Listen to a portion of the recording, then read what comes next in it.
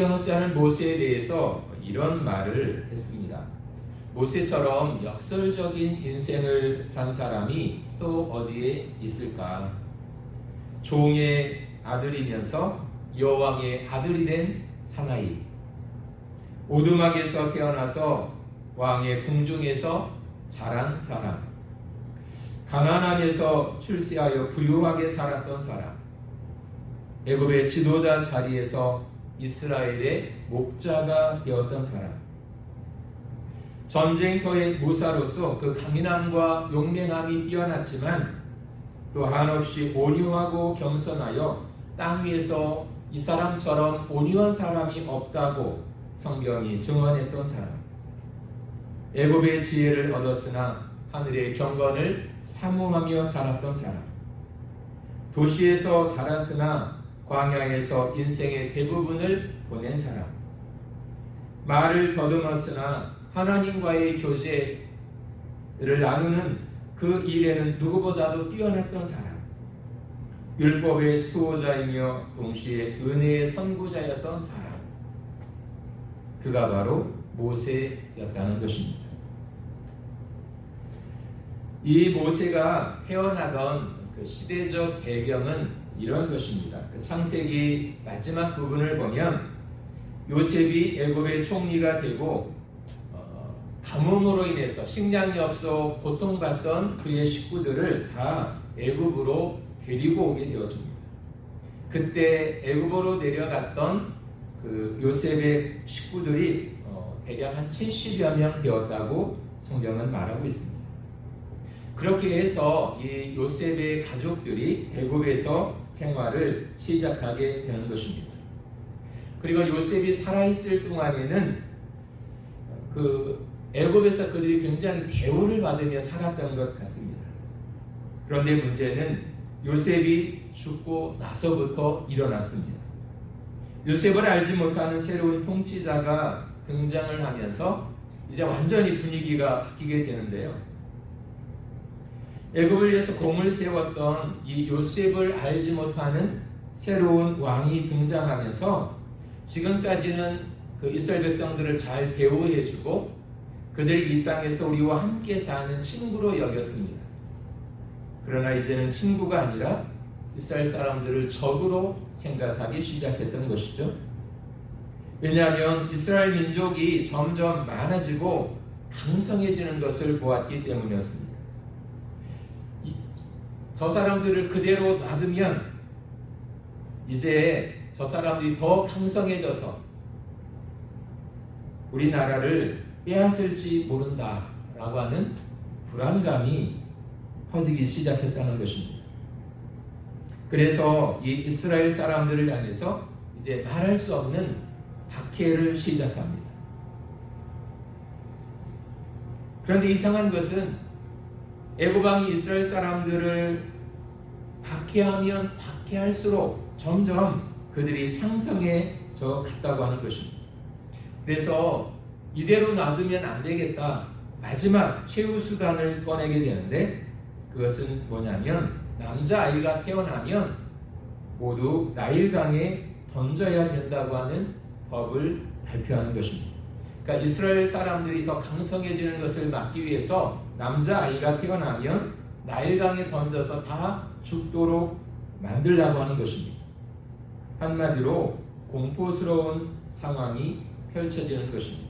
왜냐하면 남자로 태어나면 그 즉시 다 죽어야 했기 때문입니다. 이 살벌한 이 시대 속에서 어느 부부가 생명을 잉태하게 되어집니다. 사람들로부터 축복을 받고 축하를 받고 함께 기뻐해야 되는 이 순간에 이 부부는 전혀 기뻐하지를 못했습니다. 오히려 더 큰 걱정이 찾아온 것입니다. 밤에 잠을 이루지 못하는 안타까운 상황이 펼쳐진 것입니다. 이 태어날 이 아이를 어떻게 할 것이냐, 그런 걱정이 쌓인 이 부부는 누구였냐면 바로 모세의 부모였던 것입니다. 모세라고 하는 이름이 10절에 보면 그 의미가 내가 그를 물에서 건져냈다 이런 뜻을 가지고 있다고 10절에서 말씀하고 있습니다. 그래서 모세라는 이름이 지어졌고요. 그러면 이 모세의 부모님의 이름은 무엇이었을까요? 출애굽기 6장 20절에 보면 모세 부모의 이름이 나오는데 그 아버지는 아므람, 어머니는 요게벳이라고 하는 여인이었습니다. 아마 모세가 잉태됐던 그 시점에 남자가 아이가 태어나면 모두 죽여라 이런 법이 공포가 되어졌던 것 같습니다. 그러니까 모세 부모의 입장에서 보면 이것이야말로 정말 고민스러운 일이고 어떻게 보면 큰 시험이었던 것입니다. 이런 상황 속에서 우리는 모세의 부모의 믿음을 생각해 보고자 하는 것입니다. 히브리서 11장 23절을 보면 히브리서 11장에는 구약을 살았던 많은 그 믿음의 사람들의 이름이 기록되어져 있는데 그 23절에 보면 아주 간략하게 모세의 부모의 믿음에 대한 기록이 있는데요. 그 부모가 믿음으로라고 하는 말이 있습니다. 여기서 그 부모는 모세의 부모였죠. 그 부모가 믿음으로라고 하는 이 짤막한 구절 속에서 우리는 모세의 부모가 가지고 있었던 그 믿음에 대해서 생각하게 되는데 첫 번째는 모세의 부모는 믿음의 부모였다는 것입니다. 왜냐하면 모세가 태어났을 때 모세의 부모는 이 아이를 믿음으로 양육할 것을 결심합니다. 그러니까 이 아이가 태어나면 믿음으로 양육해서 하나님이 기뻐하시는 아이로 키워야 되겠다. 이건 누구나 다 갖는 부모로서 갖는 마음이겠죠. 그런데 이것이 굉장한 결심이었다는 것입니다. 그러니까 보통 결심이 아니었던 것이죠. 왜 그럴까요? 방금 전에 말씀드렸던 것처럼 이 모세가 태어날 당시 상황이 살벌했기 때문이었습니다. 요셉을 알지 못하는 새로운 통치자가 등장을 해서 남자아이가 태어나면 모두 다 나일강에 던지라고 명령했기 때문이었습니다. 그러니까 이 명령을 거절하면 어떻게 될까요?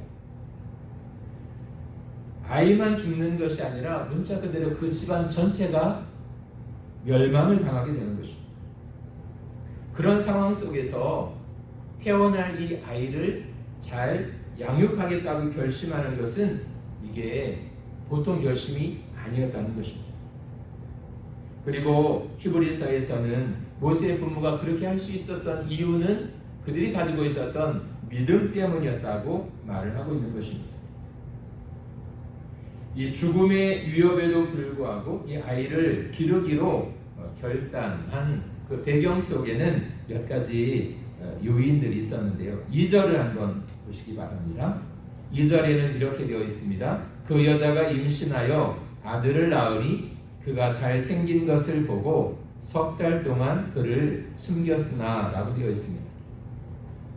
여기 특이한 것이 아이를 낳았는데 그가 잘생겼다 이렇게 되어 있습니다. 여러분 잘생겼다라고 하는 게 어떤 의미일까요? 그냥 단순히 얼굴이 잘생겼다 그런 의미 이상의 말인 것 같습니다. 그래서 본래 이 잘생겼다라고 하는 것은 그냥 얼굴이 아주 예쁘게 생겼다 그런 의미가 아니라 합당한 아이라고 하는 의미를 가지고 있습니다. 다시 말하면 하나님 보시기에 합당하다라고 하는 것이 본래의 의미였다는 것입니다. 그러니까 임신해서 아들을 낳았는데 그 아기를 보니까 하나님 보시기에 합당한 아이였다는 것입니다. 그래서 사도행전 7장 20절에 보면 이렇게 되어 있는데 그때에 모세가 낳는데 하나님 보시기에 아름다운지라 라고 되어 있습니다.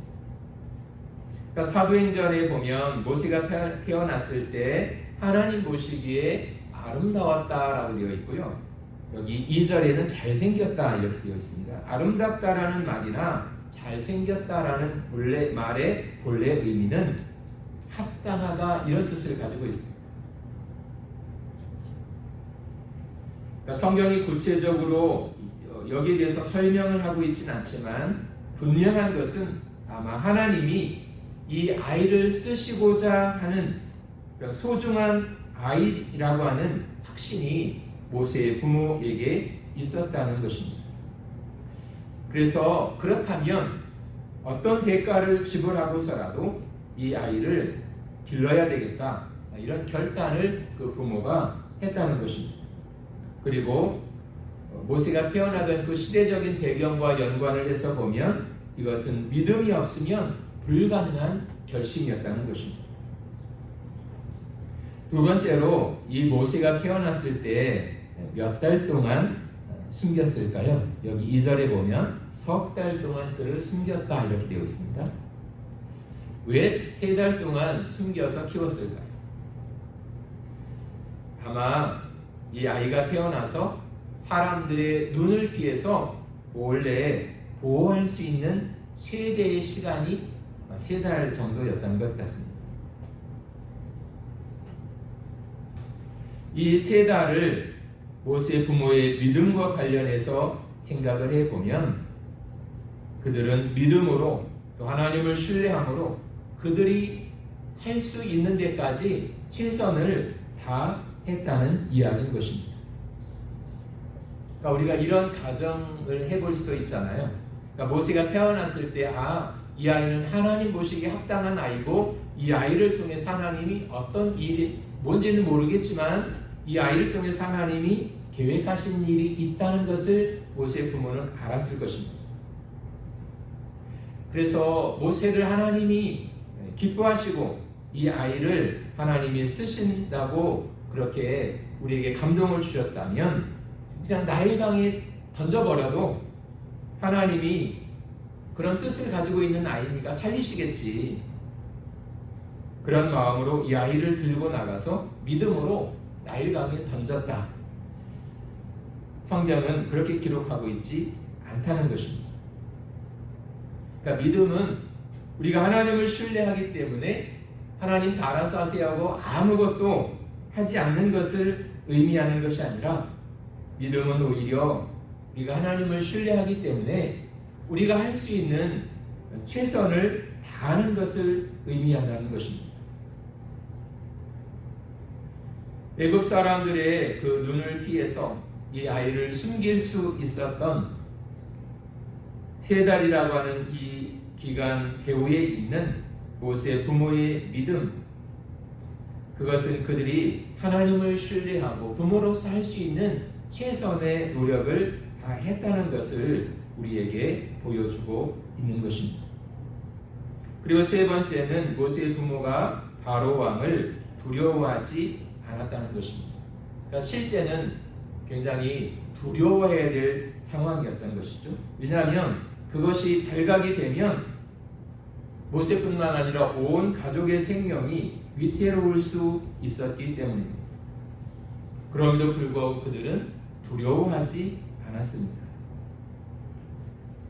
모세의 부모가 하나님을 신뢰했다라고 하는 말은 그들이 하나님을 바라보았다는 것입니다. 그러니까 모세의 부모가 단순히 그 나라를 다스리고 있던 바로를 바라본 것이 아니라 바로를 넘어서 더 큰 권위를 가지고 계신 하나님께 시선을 두고 있었다는 이야기인 것입니다. 그리고 그런 하나님이 그 부모와 함께 할 때 그 모든 두려움을 이겨나갈 수 있었다고 하는 것입니다. 그렇지만 인간적인 면에서 보면 모세의 부모도 사람이잖아요. 그것이 탄로나면 온 가족이 다 죽을 수밖에 없는 이 그 시대적인 분위기 앞에 왜 그들이 두려워하지 않았겠습니까? 분명히 인간적인 두려움도 마음 한구석에 있었을 것입니다. 그러나 그들은 믿음으로 훈련한 결과 마침내 그 두려움을 이겨낼 수 있었고 승리할 수가 있었던 것입니다. 그래서 우리는 이 모세 부모의 믿음을 더해야 한다는 것입니다. 그들은 바로를 두려워하지 않았습니다. 그 말은 종종 우리는 사람들의 눈치를 보거나 아니면 우리 어떤 편의를 위해서 적당히 타협하는 그런 우리의 모습과는 굉장히 다른 그런 신선한 모습을 우리에게 보여주고 있는 것 같습니다.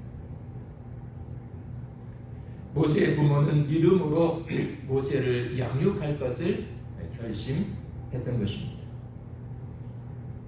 모세의 부모는 믿음의 부모였습니다.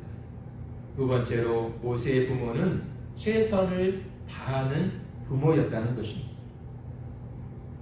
하나님을 믿기 때문에 나에게 신앙이 있기 때문에 아무것도 하지 않는 것이 아니라 하나님을 신뢰함으로 말미암아 그들은 자신이 할 수 있는 최선의 노력을 다 했다고 하는 것입니다. 모세의 부모가 이런 생각을 할 수도 있었겠죠. 하나님의 뜻이 있어서 이 아이를 하나님이 쓰시겠다는 것이 분명하니까 어떻게 그냥 우리가 놔둬도 손 놓고 있어도 하나님이 다 살리실 거야 이렇게 생각을 할 수도 있지 않겠습니까? 그래서 그냥 그 왕의 법을 따라 나일강에 이 아이를 던져버릴 수도 있었을 것입니다. 왜냐하면 하나님이 쓰시겠다고 했으니까 우리가 이렇게 해도 하나님이 이 아이를 살리실 거야 이렇게 생각할 수도 있었다는 것입니다. 그러나 그들은 그렇게 하지 않았죠. 정말 이 아이를 하나님이 주신 아이라면 최선을 다해서 키워야 된다고 생각을 했던 것 같습니다. 그런 것을 보면 우리에게 신앙이 있기 때문에 하나님께 모든 것을 다 맡기고 손을 놓고 있는 것이 아니라 그 신앙은 우리로 하여금 우리가 할 수 있는 최선의 노력을 다하도록 만든다는 것입니다. 그리고 우리는 기도해야 하는 것이죠.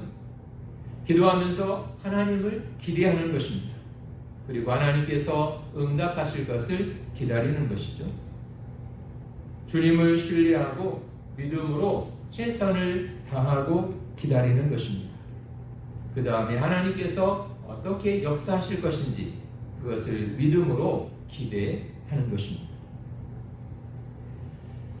그런 이 부모에게 드디 하나님의 위대한 그 간섭이 시작이 되어집니다. 여기 본문 5절에 보면 바로의 딸이 목욕하러 나일강으로 내려왔다고 기록되어져 있습니다. 왜 공주가 목욕하러 하필 나일강에 내려왔을까요? 고고학자들에 의하면 그 시절 애굽에는 훌륭한 목욕 시설들이 있었다고 합니다. 그런데 더 빠르지도 더 늦지도 않게 정확한 시간에 이 바로의 공주가 나일강에 등장하는 장면을 보십시오. 이것이 그냥 우연히 어떻게 일어난 일이었을까요? 그 다음을 보면 이 공주의 시녀들이 강가를 거닐다가 모세가 들어있는 갈대 상자를 발견하게 됩니다.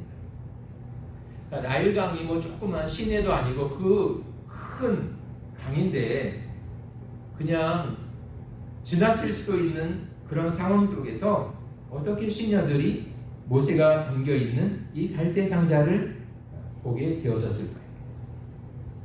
그리고 이 시녀들이 상자를 열어보았을 때 그 안에 아이를 발견하게 되죠. 그냥 버려둘 수도 있었을 텐데 이 아이를 공주에게로 데려갑니다. 또 공주는 이 아이를 보는 순간 마음이 열려서 궁으로 데려가겠다고 그렇게 결정을 합니다. 이런 일련의 일들이 그냥 우연히 어떻게 일어난 일이었을까요? 궁으로 돌아온 공주는 이 어린 모세를 키워줄 유모를 찾게 되죠. 그런데 결국 모세를 키워줄 유모를 찾습니다. 그런데 그 유모는 누구가 됐냐면 모세의 어머니가 유모가 되어서 이 아이를 키우게 되는 것입니다. 그러니까 한동안 모세는 자기 집으로 돌아가서 부모로부터 양육을 받게 되어졌던 것이죠. 이스라엘에서 태어난 남자아이는 다 죽임을 당하는 이 살벌한 상황 속에서 오히려 바로 왕의 그 딸인 공주가 주는 양육 수당을 받으면서 아이를 키우게 되는 것입니다. 이 모든 것들이 그냥 우연히 어떻게 되는 일이라고 말할 수 있을까요? 결론은 이런 것일 것입니다. 그냥 우연히 일어나는 것처럼 보여지는 이 모든 일들 뒤에는 지금 누가 일하고 계시냐면 바로 하나님께서 일하고 계시고 역사하고 있다는 놀라운 사실을 보게 된다는 것입니다. 모든 것이 우연의 일치처럼 일어나는 이 일상적인 사건의 배후에 하나님이 일하시고 하나님이 역사하시는 놀라운 순간순간들이 계속 일어나고 있었다는 것입니다. 모세가 모세 될 수 있었던 것은 전적으로 하나님이 하신 일이었을 것입니다. 그러나 동시에 우리가 기억해야 할 것이 있는데 그것은 모세의 부모는 하나님을 의지하고 믿음으로 그들이 할 수 있는 최선의 노력을 다 했다는 것입니다. 세 번째로 모세의 부모는 믿음으로 할 수 있는 신앙 교육을 자녀에게 시켰다는 것입니다. 이 바로의 공주가 유모를 선택해서 그 아이를 키우라고 보내게 되는데 그 보내진 곳이 바로 모세의 어머니였다는 것입니다. 그래서 모세는 그 어머니와 함께 시간을 보내게 되는데 한 4년 정도 살게 되어졌던 것 같습니다. 그 4년의 시간 동안 모세는 어머니로부터 아마 신앙 교육을 받게 되어졌을 것입니다. 그 4년이라고 하는 시간이 모세가 다시 왕궁으로 돌아가서 40년을 살게 되잖아요. 그러니까 40년 동안 모세는 애굽식의 교육을 받는 것입니다. 그런데 놀라운 것은 40년간의 애굽의 교육이 4년 동안 받았던 신앙 교육을 능가하지 못했다는 것입니다. 유모 동시에 어머니였던 이 요게벳은 끊임없이 그 아기 모세를 품에 안고 이런 이야기를 해 주었을 것 같습니다. 너는 히브리인이고 너의 삶의 주인은 여호와 하나님이시다. 이것을 늘 가르쳤을 것 같습니다. 그리고 창너머로 그 이스라엘 사람들이 애굽에서 노예처럼 일하는 그 현장을 보여주면서 끊임없이 이런 말을 했을 것 같습니다. 모세야 저걸 봐라. 저거 절대 잊으면 안 된다. 저렇게 노예처럼 일하는 저 사람들이 바로 너의 동족이고 여호와 하나님의 백성이란다. 이것을 말해 주었을 것 같습니다. 그 교육학자였던 앨런 볼륨은 이런 말을 했습니다. 기억된 것은 반드시 재생된다. 기억된 것은 반드시 재생된다. 이 말이 정말 맞는 것 같습니다. 그래서 어렸을 때 신앙 교육이 중요한 것 같습니다. 왜냐하면 모세가 40년 동안 그 애굽 왕의 궁정에 들어가서 교육을 받게 되지 않습니까? 40년이 짧은 세월이 아니잖아요. 완전히 애굽 사람처럼 된 것입니다. 그런데도 모세의 그 마음속에는 자신이 애굽 사람이라고 하는 의식이 없었던 것 같아요.